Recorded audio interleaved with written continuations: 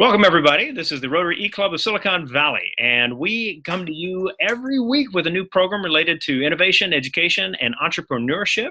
Our goals are to explore these things and how they can serve the business of service. Our club, the Rotary eClub of Silicon Valley, is a relatively new one. We're about 2.5 years old, a little more, and we love that we can share the insights of people around the world through the cool stories they have to tell. So with that, I'd like to introduce you to this week's speaker. This week we have Devorah Heitner. Dr. Heitner is an expert on a whole range of cool things related to bringing up children in a digital age. She has her doctorate from Northwestern University. She's been published in all sorts of journals that you would know, whether it's Time or the New York Times or the Washington Post or Education Week. And having spent some time talking to her, I know you are in for a treat.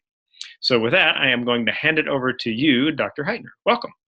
Thanks. Thanks for having me. I'm excited to be here, and I'm excited to be talking with a group of people who are thinking about how we can make the world better and thinking, I know there's a lot of educators and entrepreneurs in this group, and what I'm really excited about is thinking about ways we can get unstuck in our thinking about the ways kids are using tech.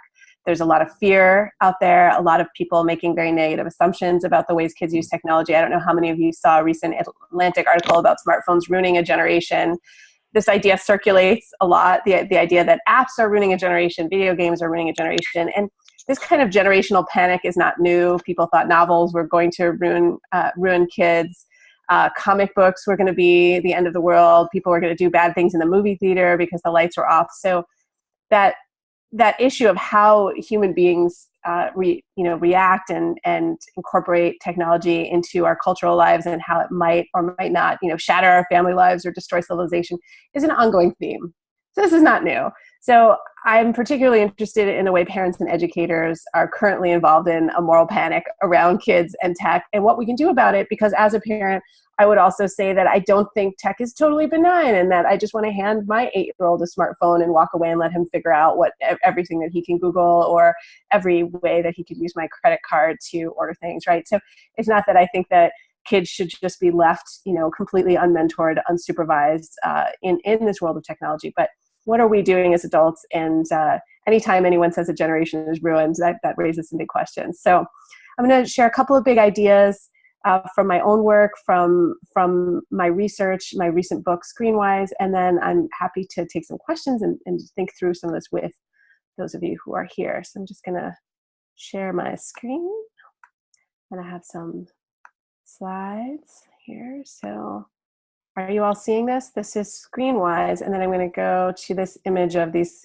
cute children here. Can you guys see this? Not yet. So give that a quick look. I'll let our audience know. Let me share screen. Is that better? Yeah, much better. All right. So this is one of the things I'm really interested in, is we just need to research kids in their habitat. We need to go into homes and schools and actually talk with kids. And this seems so completely basic, right? This seems like the most obvious thing in the world. But when we talk to people who are having this kind of moral panic, often their exposure to kids is very limited, or they're reacting to a salacious news headline about something dumb or awful or hateful that's happened in a community. And again, I'm not trying to minimize the impact of those issues. Obviously, any of us, if we thought our 11-year-old was sexting or our 15-year-old was addicted to games and wasn't sleeping, we would be worried. But we're not talking enough with kids in their habitat and even just observing what does a school day look like now that kids are bringing smartphones to 6th grade? What is a high school that's one-to-one where every kid has a Chromebook or an iPad? What does that actually look like? How are adults different? Right? And what's some data behind that? So I can share in the Q&A a little bit more about some of the data that I use, because I do some of my own research, but I also cite a lot of other people's research in my work. So here are 3 areas that I think are really transformed, right, by our current amount of connectivity, by things like smartphones, our ability to text, our 24/7 availability, having mobility. I know that's not so revolutionary to any of us anymore, but the idea that we can all be in this real-time conversation, right? The idea that I'm carrying connected devices with me all day, whether I go to the beach, right, in my car, etc. So relationships, this is huge, right? The way that we have relationships with other humans, in individuals, in groups, is absolutely transformed by some of the affordances of our current technology.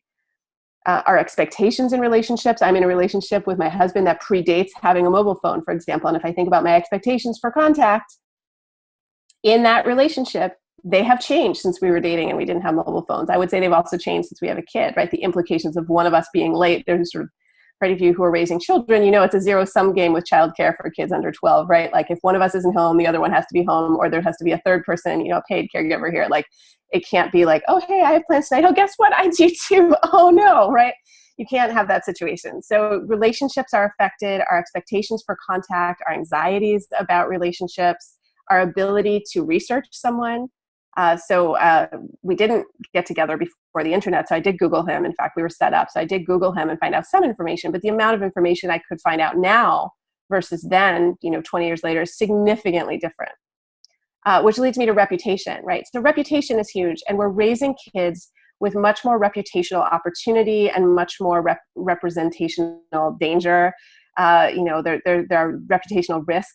We're teaching kids, or we're attempting to teach kids about this concept of reputation, that anyone will be able to use search to find them, that there may be facial recognition, anything that they share becomes part of their permanent record. And I think we need to think very, very hard about the way we talk about reputation with kids and find much more positive examples. I think everyone in this group can probably think of examples where their digital reputation was helpful to them, where you had a social opportunity, a job opportunity, a learning experience that was based on something that you tweeted or some work of yours that's out there in some way on the internet, whether it's digitally published, whether it's on YouTube, et cetera. And I think we don't talk with kids enough about the positive side of having a digital reputation. We're very focused on avoiding the negative, and I think that's a challenge. And then balance, right? So balance is another issue, right? How do we balance the incredible allure of one more show on Netflix, or one more piece of information? For me as a consumer of information and as a nerd, that's always a challenge.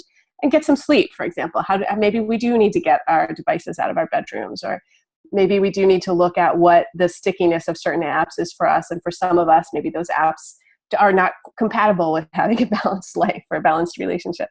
Those are three areas that I think where we have some anxieties, but also where there's tremendous opportunity to mentor kids and be much more successful than I think we are in helping them do a good job, right? I think kids can do really great with tech, and it can enhance their lives, their learning, their social experiences, but we need to help them. Okay, so I want to think a little bit about the way we talk about screen time. And I guess to some of you in this group that may seem very basic, but screen time is still out there.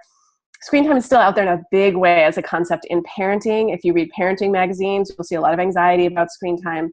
And there's a lot of shame about screen time. Parents feel bad that their kids have any access to screens.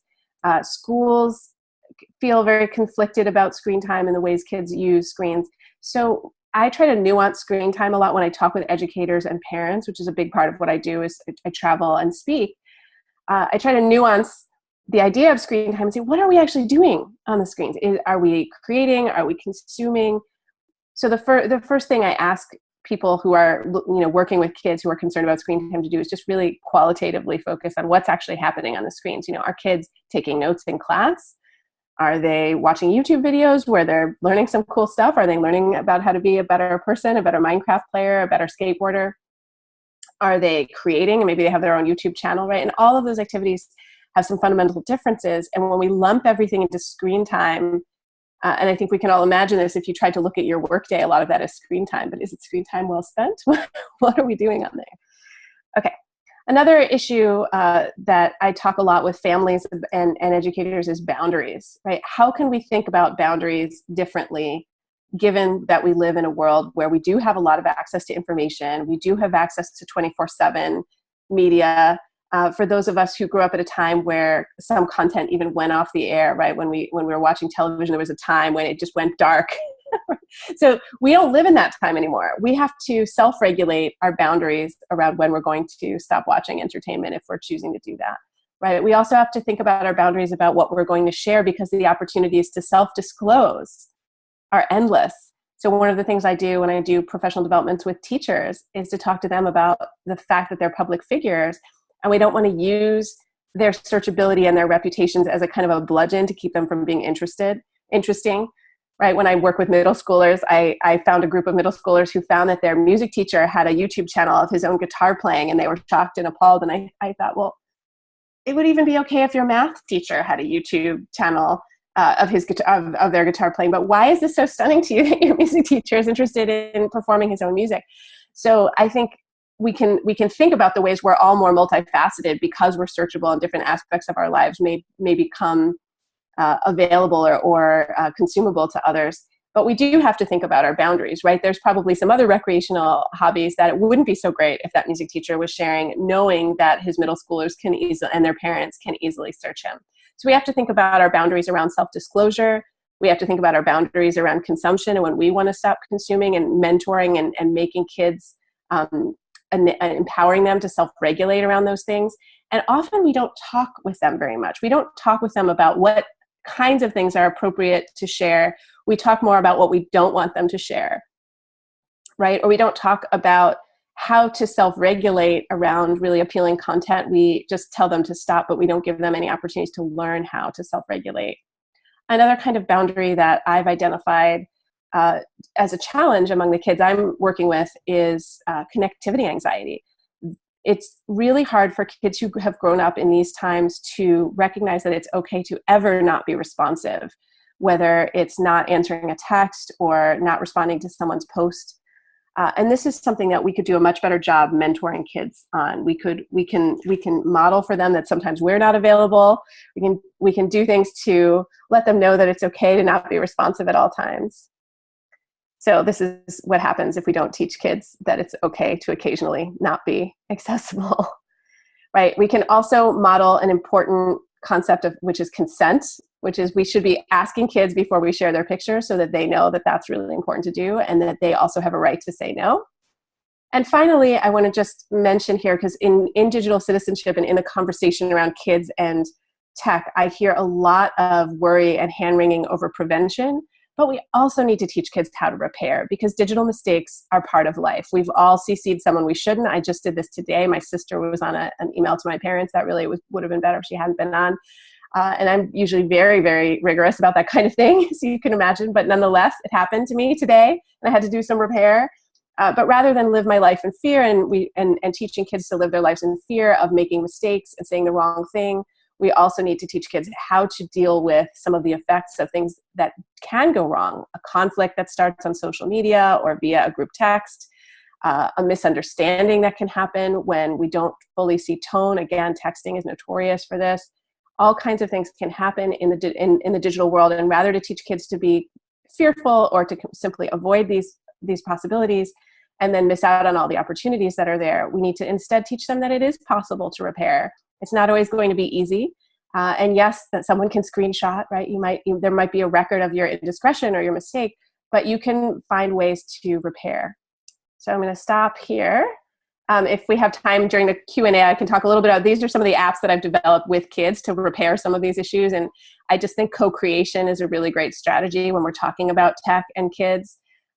Because they have really great ideas about how to live better with technology. So I think we should be asking them instead of looking to constantly monitor and limit them and filter them and all of those things. I'd love to engage now in a conversation.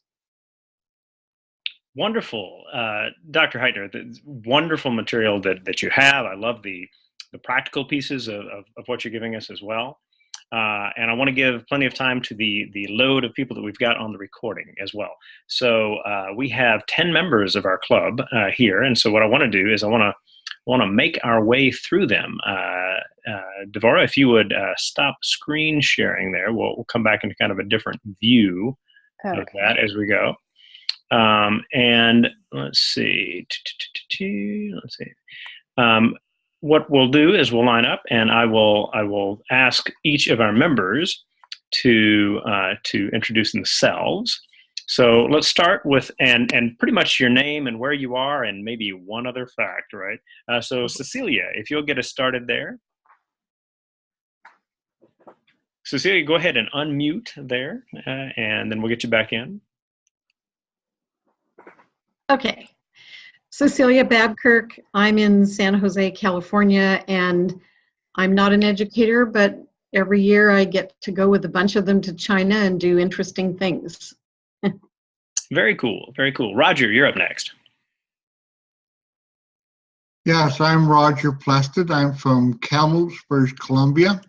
And Kamloops is situated in the central part of the province of British Columbia, Canada.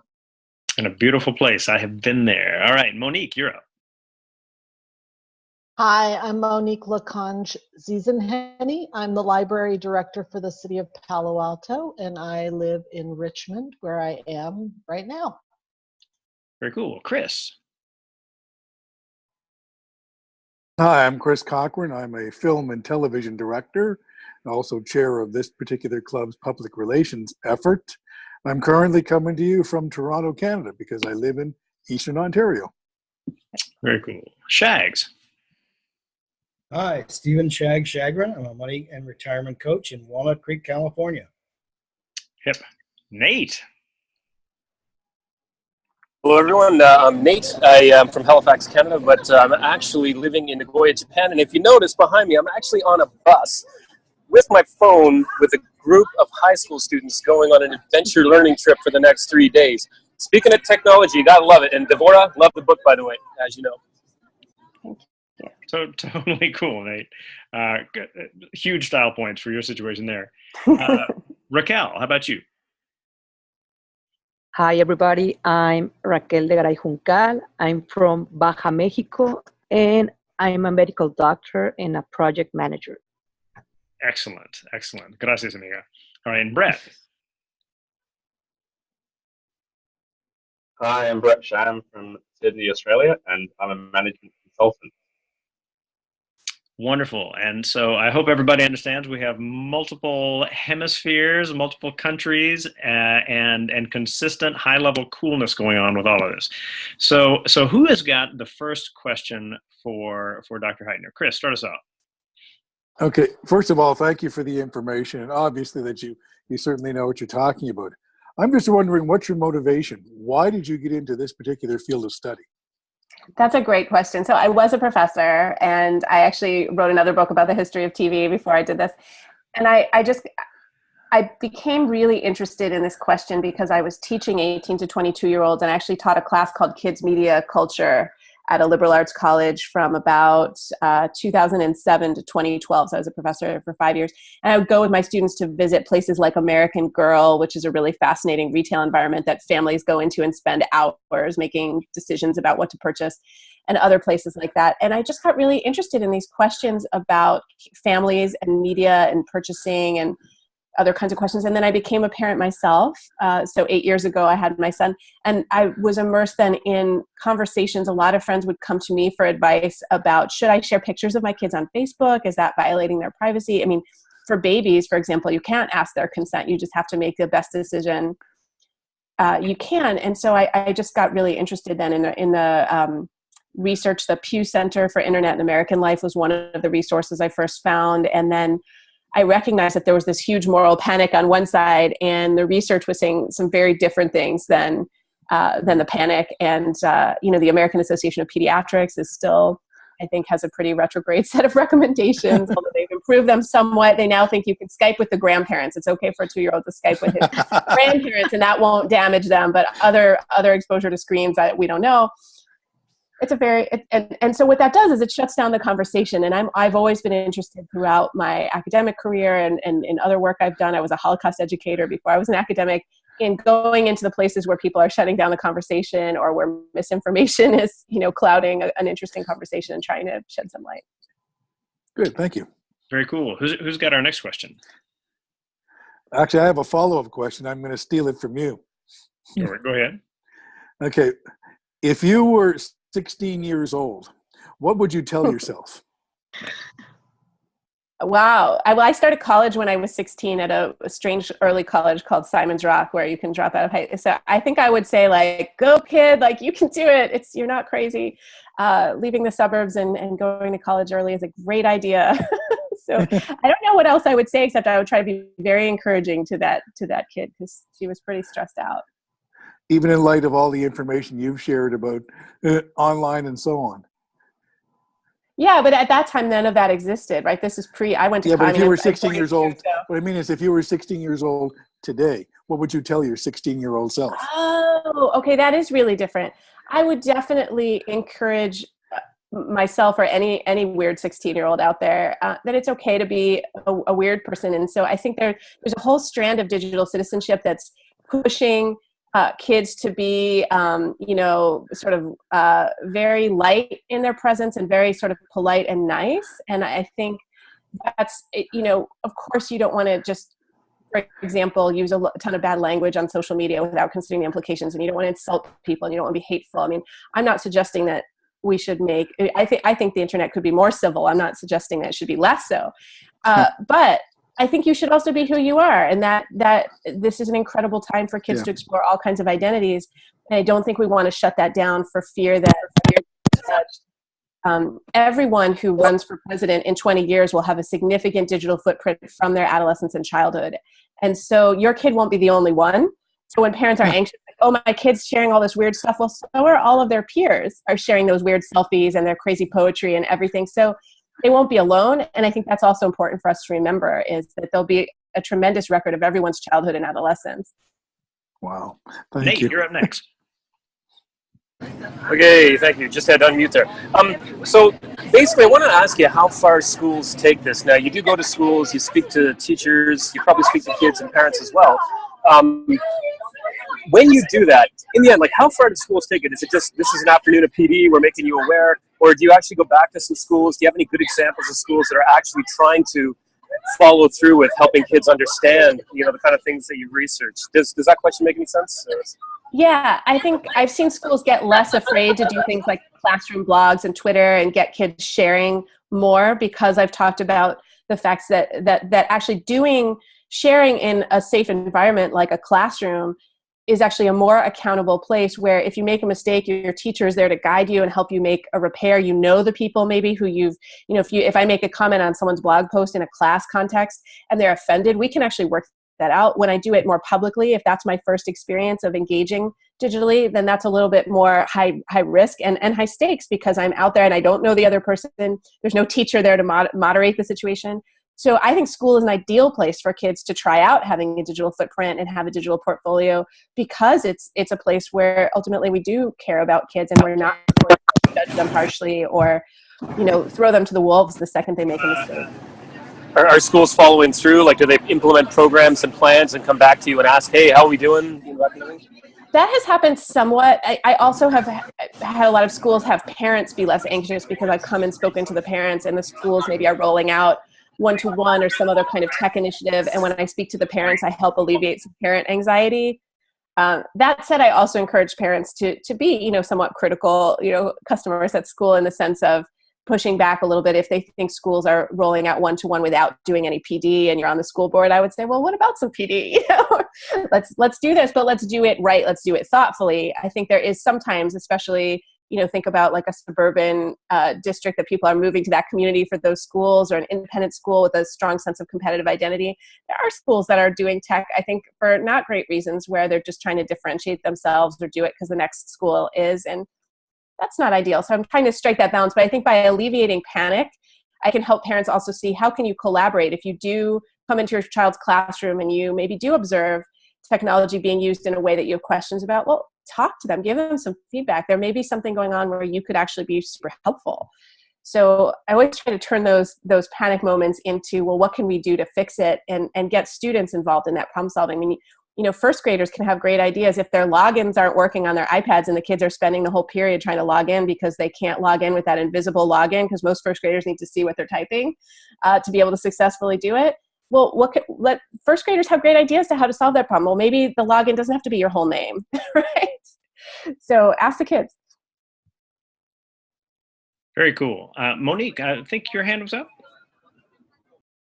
Go ahead. Yes, my hand was up. I wanted to mention that in Palo Alto, I know that there is a private school where on the first day of school, they bring it's a middle school, all the sixth graders in. And at least the one year that I heard about, the school librarians had in the auditorium everyone's pictures from their Facebook or their social media or things, and every child was completely astonished that these teachers had been able to discover their private pages and their private information. And they said, wait a minute, how come you were, why are you doing this? You're invading my privacy. And the whole point of it was to point out, no, actually, if we can find it, anyone can find it. And it started a whole dialogue and follow through regarding, your own privacy, how to review your privacy settings, whose photos you could post or not post, all of those kinds of things.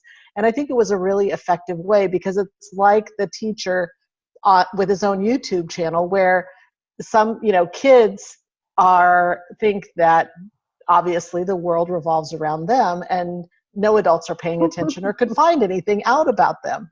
So I think, if you're in a situation where you can do that, review that with kids and talk about, who can find them, it's a pretty eye-opening experience for them as well. That's all. There was no question. I love the work you do. Sorry. Thank you. I think it's a great way to do it, but I think I would do it with a light touch. Like, I worry when people do things like that with a heavy touch, in the sense of trying to sort of bludgeon kids, like, look what I found about you, instead of saying, like, kind of doing it as a fun activity, or even encouraging them to Google themselves and then show the class and say, well, how did you feel when to give them some control, because sixth grade is certainly a very vulnerable time emotionally. So I think we all need to do that kind of thing with care. And every one of us has somehow disclosed or had shared, even if it's a friend taking a picture of you at a wedding or a charity event, something where you're like, oh, I kind of wish that wasn't on the internet. Could you take that down? And as adults, we're less vulnerable emotionally. We can see those things with more context. We have a little bbit more empowerment in our relationships to ask for someone to take something down. When a 12-year-old asks another 12-year-old, the other 12-year-old may not do what they're asked to do. So I think we should be careful with kids and their feelings about this stuff. But I think it's great to show kids what can be found. And but again, teachers also should turn that back on themselves. Parents should do that. I see a lot of parents in school communities writing about their kids' teachers by name in very public places, and I'm thinking, oh, that's not a good idea. Is that a great way to solve your problem? Well, what I'm going to do, I hate doing, which is shutting down the conversation, because this has been so good. And what I want everyone to know, all of you who are on the call, once we finish the recording, I'll send out via email another link. Any of you who would like to can join back in. Dr. Heitner, we can talk about ourselves. Dr. Heitner, you're welcome to join in. So I'll get that link to you as well. But for all of our members and guests, please know that there is a set of links right under this embedded video in our meeting that you can follow to learn more. You can find Dr. Heitner's book, Screenwise, which has tons of great advice in it, and use that as a point of departure for discussions you may have within your families, educational settings, things like this. And then, of course, as a guest or a member, let us know you were here. Make sure to do the attendance piece, right? So fill that little form out. If you type your email address in properly, you'll get a note back that you can share with your club secretary if you're doing a makeup from another club. All good. And leave a comment at the bottom in our discuss section. As always, we like to give the final word to our speaker. So, Dr. Heitner, if there is kind of one summary idea that you'd like to send everybody off with, now's a great time. So just get really curious, whether you have kids, grandkids, nieces, nephews, neighbors, students. Ask them what they love about the technology in their lives and what stresses them out. And if you have time, brainstorm some solutions with them, because I think kids are a great source of both insight and creativity around living and being a really great human and letting technology make our lives better and not worse. Excellent. Everybody, we will see you next week.